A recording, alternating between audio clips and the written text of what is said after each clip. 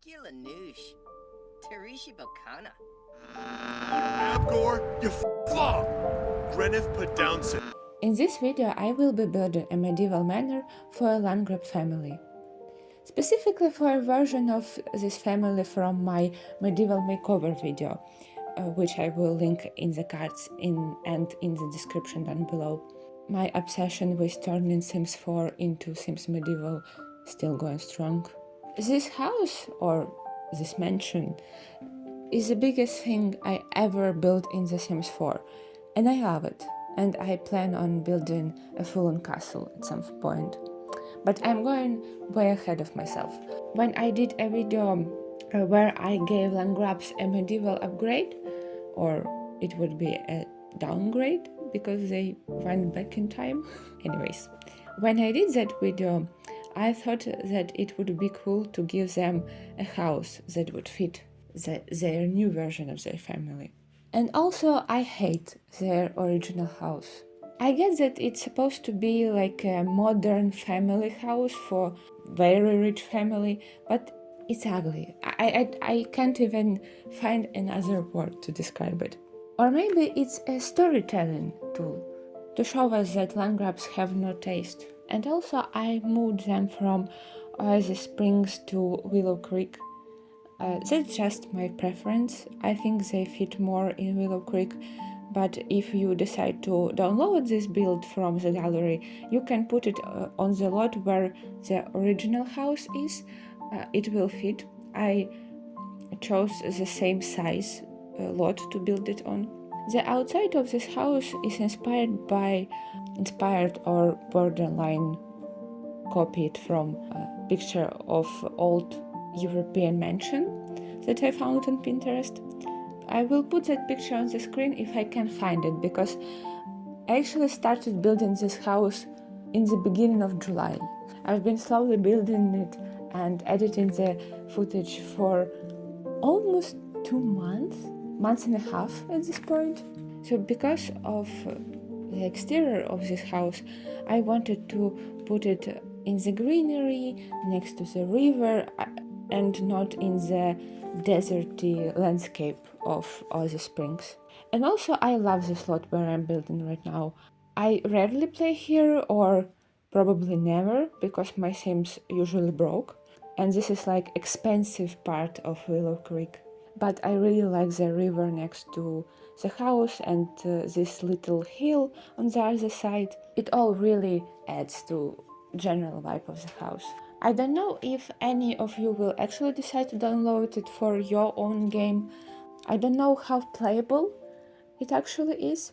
It's playable in a way that all objects are functional, and it has everything that your sim may need, except electricity and plumbing, obviously. The same as all my medieval inspired builds, this one also functional off the grid. But I'm afraid that it's just too much going on to comfortably playing it. This is a 3-story house. There are 2 guest bedrooms, 5 bedrooms for family members, and 1 for the servants. Almost every one of those bedrooms has a mini bathroom inside of it. Then there are huge kitchen, multiple living rooms, library, and small rooms such as guard room, coat closets, guest bathroom, and a bar, and conservatory. It's just a lot. And I may or may not went a little bit too detailed in this build.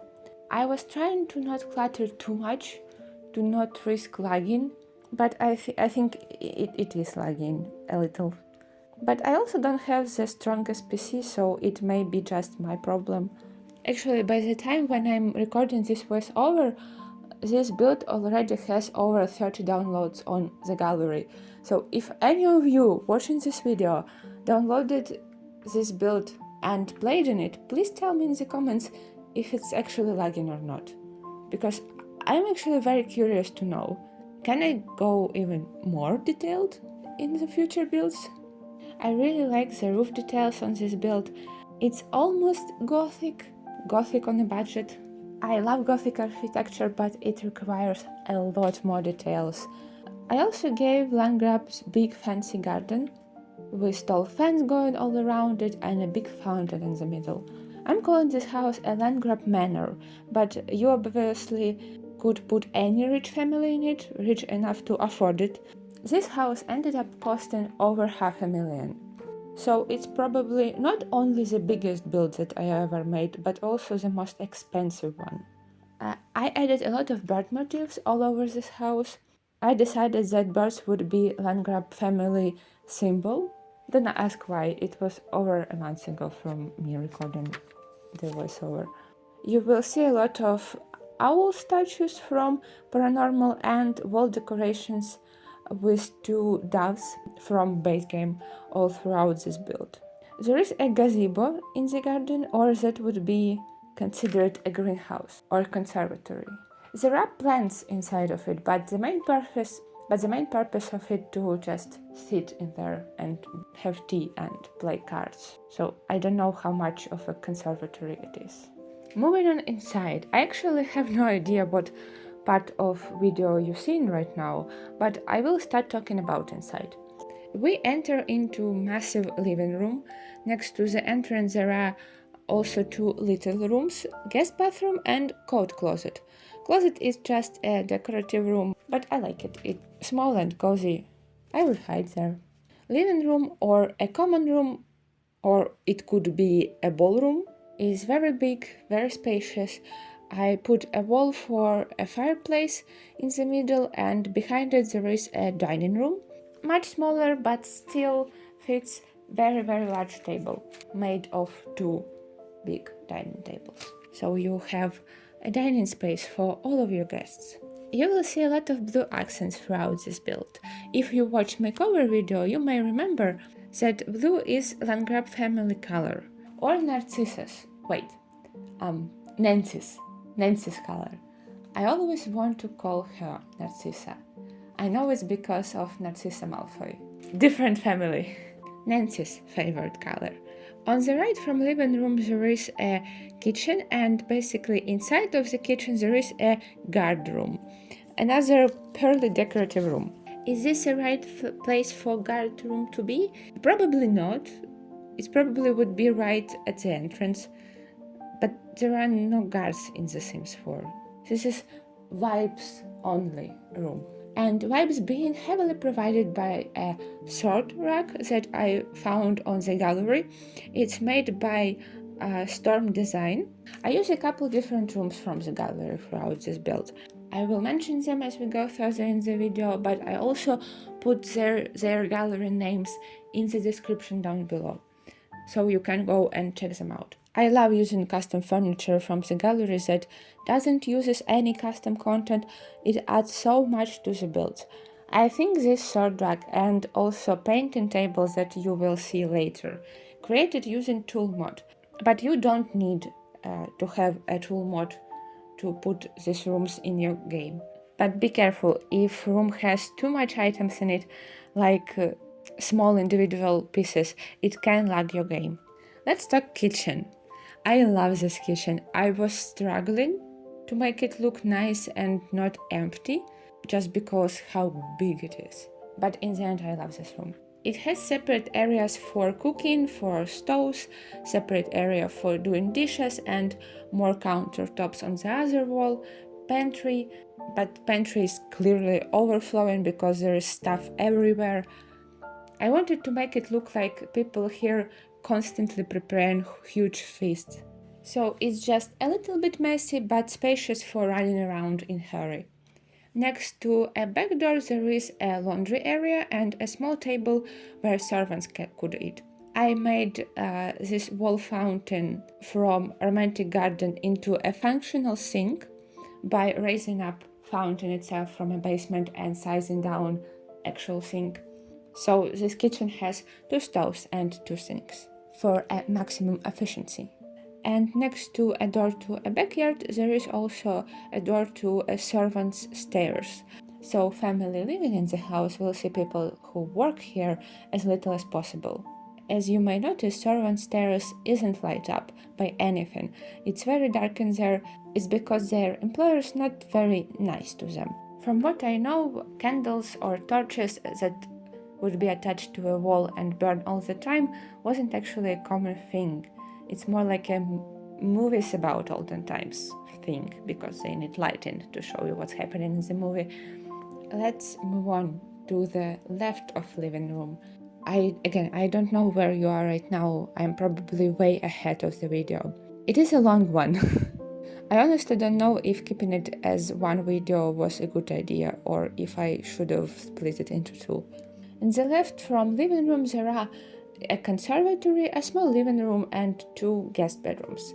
Conservatory on top of the flowers and plants also has an easel and flower arranging table in it, so it's like a little skilled building place. A smaller living room has a bar in it. It's a main attraction here. This is drinking wine and talking about life kind of space. I mostly imagine Johnny Zest inviting his friends here, getting drunk and talking bad things about his family. And then his friends sleep in guest bedrooms or sleep in conservatory, depending on how much nectar they drank. This room also has a door to a backyard, but to like a fancier part of it. And after having a great time at the bar section, we can go and relax at one of 2 guest bedrooms. First one a bit bigger. I did a bed on a platform to divide the space, and lower section contains a little dining table. Maybe guests want to have tea in their room. And also there is a bathroom corner. You will see as we go through all of the bedrooms that mostly all of them have some sort of bathroom set up inside. So the only separate bathroom is the one right at the entrance. And the only bedroom that doesn't have a bathroom is the second guest bedroom. This one for unwanted guests. For Johnny's friends, to gently hint them that they don't welcome to here. In this guest bedroom we have a bathtub and a toilet, and they separated from the rest of the room with a divider. Not the most private setup, probably. For some reason when I think about medieval times, I imagine them having a bathtub in their private room, bedroom, sleeping room. I don't know if I'm right about it or not. Guest bedrooms have a little bit less blue in them than living room and the bedrooms of Nancy and Malcolm. I wanted guest bedrooms look less lived in, obviously, but still cozy and comfy. This is very rich house, so wealth will be shown in all of the rooms, except ones that primarily used by servants. But I would live in these guest bedrooms. I think they're nice, especially one with bathroom.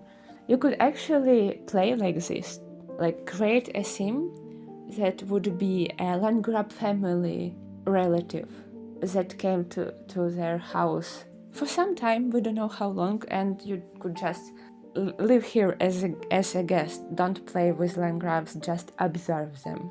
But now in The Sims 4 Autonomy, they would probably just stare at their phones all the time and have conversations in a bathroom, that one separate guest bathroom. But I lucky want to play like that. Should I do a video, Sims 4, but I am living in Landgraab family guest bedroom? I also think that I should apologize if parts of this video are very dark. Lighting up the space without your go-to spotlights is quite an interesting task. I used so many candles in this place. I also found creative ways to put them on the walls. I don't have any packs that have wall-mounted candles or torches. I also used debug lamps from Snowy Escape in some of the rooms. They don't need electricity to work, and you can just hide them inside of furniture pieces. I use them quite often in my off-the-grid builds. On the second floor there are another living room and 2 bedrooms. Yes, this massive floor is just for 2 bedrooms. The one that I'm starting with is for Malcolm. He has very cozy study nook, bed obviously, sitting area and huge closet. Basically, whole room inside his room dedicated to dressing up, putting clothes on, getting dressed. In my head, Malcolm, very fashionable young man. He spends a lot of time focusing on his appearance. He has portraits of Galery in his room, and in his closet. Maybe Galery is his fashion icon. I also added a little tiny clock on a big standing mirror from Jungle Adventure. And in my head, this mirror is a gift from Johnny to Malcolm, because Malcolm has a history of being unfashionably late to everything because he spends too much time getting ready. So Johnny was hoping that his younger brother will look at the time while looking at himself in the mirror. It didn't work. I separated main bedroom from closet area by wall of curtains. I think I used every single possible combination of curtains in this house. I wanted to use curtains and on walls and windows and as dividers, basically use them everywhere to make house feel cozier, more homey. I watched some random TikTok videos that talked about how medieval castles were actually quite cozy places because of curtains, tapestries, rugs, and it stuck in my mind. But because of the Sims 4 selection of curtains, it wasn't an easy task.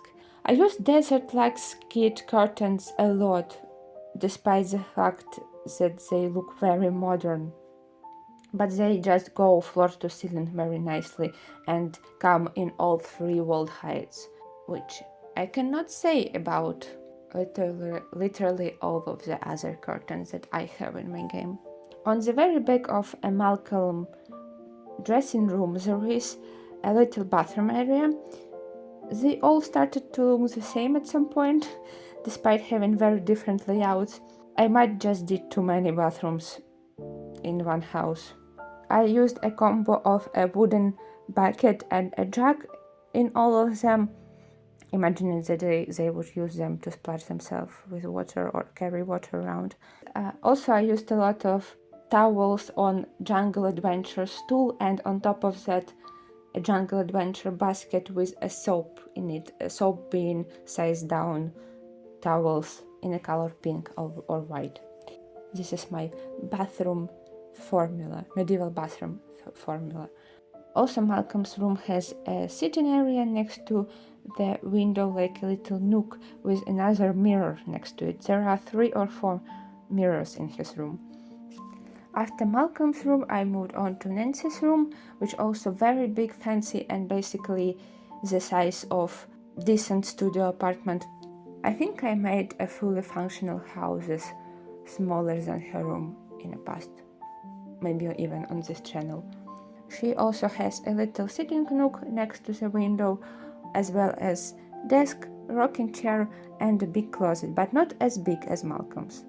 And platform, she also has a platform bed with canopy above it. This bed is fully functional canopy, which is just island living pergola, does not prevent Sims from getting into bed.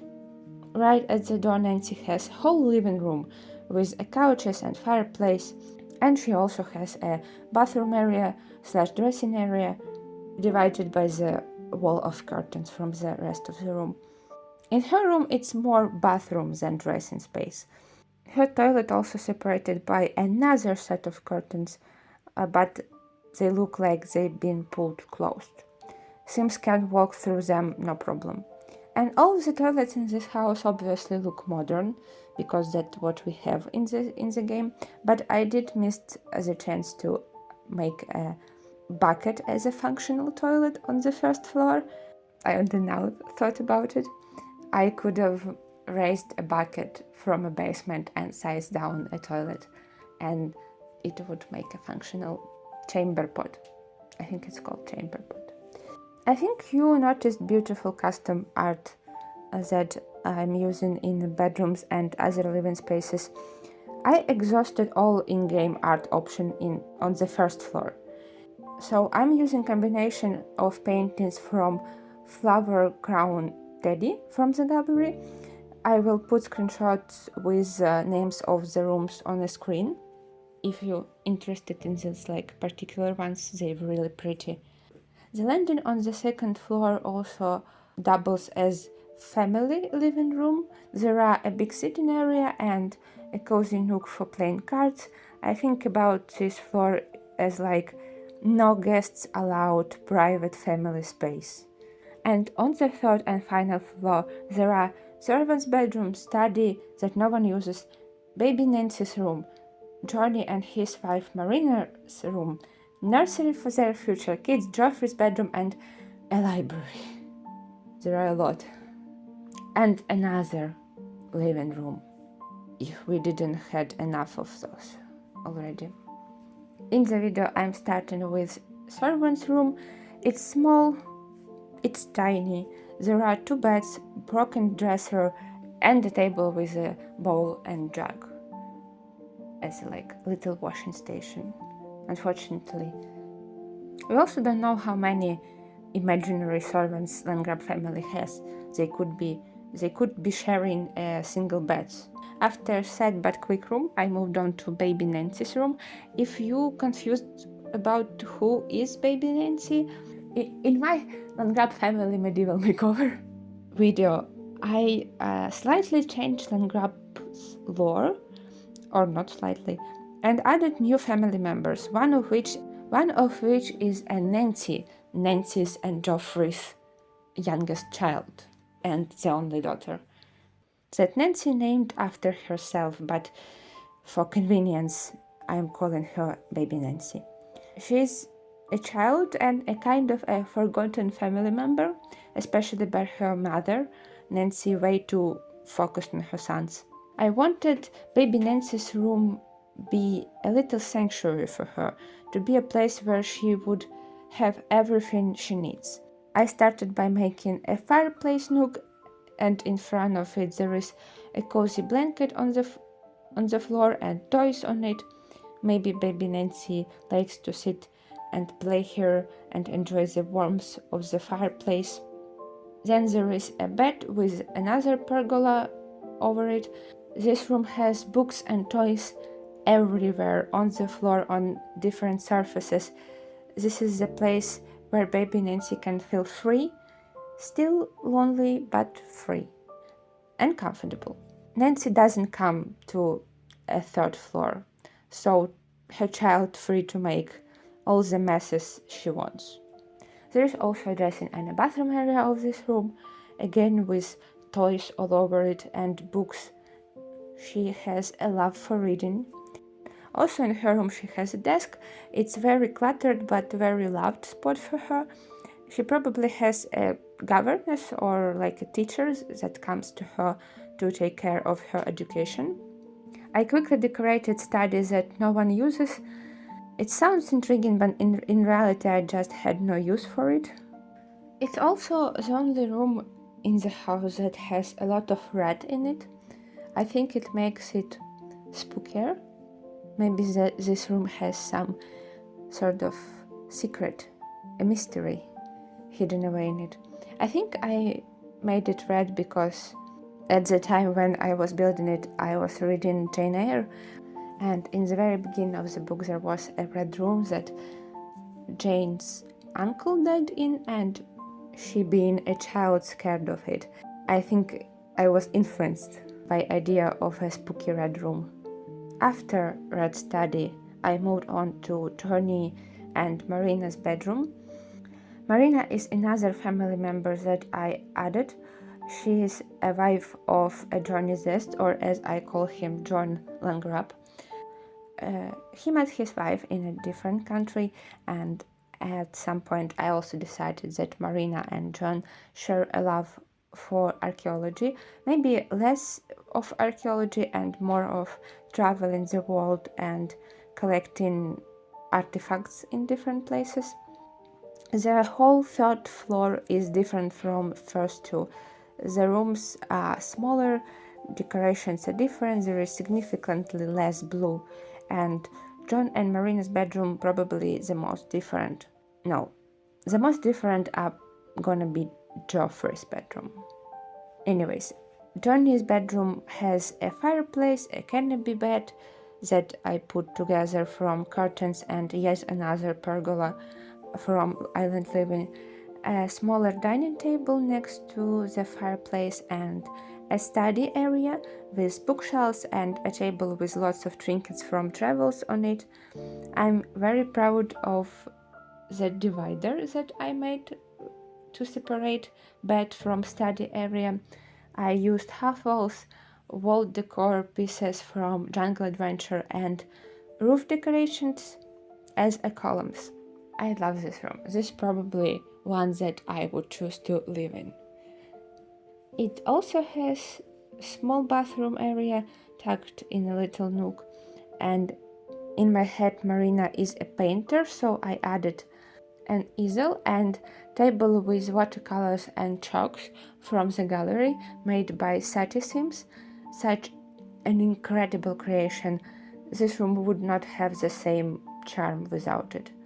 Also, for storytelling purposes, I added the dresser that looks like suitcases and from werewolves, and a table that also looks like suitcases from city living, to show that John and Marina just came back together from John big traveling around the world era where he met his wife.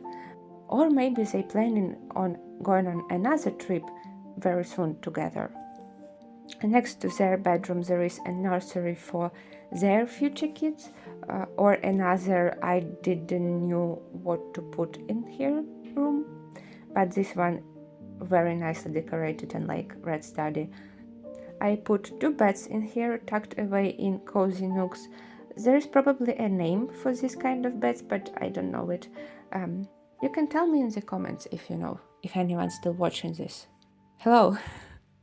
Am I alone? Is anyone listening to me right now? Anyways, 2 beds. You can swap them temporarily for cribs or toddler beds, and then when kids grow up, put big beds back in. There is a sitting area with a dining table in a place of a coffee table. I don't know what it is about coffee tables, but they look way too modern to me. I can't explain. They just don't look right in these rooms. I also made a closet for this room and added a fireplace and a tub next to it for washing toddlers and infants. I wish we could wash them or bathe them, would be a right word, in a laundry tub from Laundry Day Pack, or in something compact like that. I also added a desk and a dollhouse with a lot of toys scattered around it. This room has the most blue from all of 3rd floor. These kids will be Nancy's grandchildren before they will be anything else. So blue accents felt right. Maybe even Marina would want her future kids to fit in with the families they will be born into. From here we're moving on to the library. It's located on the very left of the 3rd floor. This room was actually very quick to build, despite being quite large. But it's just library, lots of bookshelves and some sitting and clutter scattered between them. But mostly it's just books everywhere. And I also hid a woodworking table and a desk here. This library is Geoffrey's sanctuary, his playroom. He likes nothing more than reading books. In a makeover video we established that Geoffrey has very poor vision, and because glasses are not invented yet, he basically blind or slowly goes blind. Now I imagine him slowly losing his vision throughout his life, but most importantly losing ability to read his beloved books. Maybe now he reached a point when he asks baby Nancy, his youngest child, to read to him, which became a way for them to connect and for baby Nancy to feel less lonely, but also to absorb all of the knowledge she's reading to Geoffrey out loud, and also discover her own love to reading. In Geoffrey's bedroom there is a chair next to window between a pile of books with a little toy on it. This is where baby Nancy sits and reads to her father, page after page, book after book. Maybe as she grows older they will start talking about what they read, discussing it. Everything else in Geoffrey's bedroom are very simple. He has everything that others have: a bed, a fireplace, a place to sit, and a bathroom, but it all kind of simpler, less polished and less decorated. He also has bookshelves and a pile of books in his bedroom because having a bedroom directly attached to library is not enough. He needs his emotional support literature.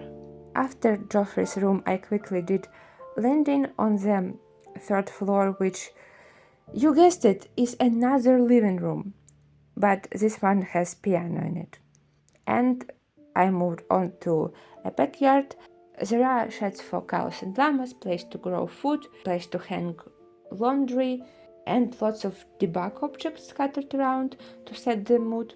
This is a place where servants chop wood for fireplaces, hang laundry, tend to animals and crops, and do whatever needed to upkeep a medieval mansion, which I know very little about. Stables would fit perfectly in a medieval setting, but I don't have a horse ranch, maybe for the best. But I put these snowy escape debug sheds or gazebos to suggest that it could be a stables here.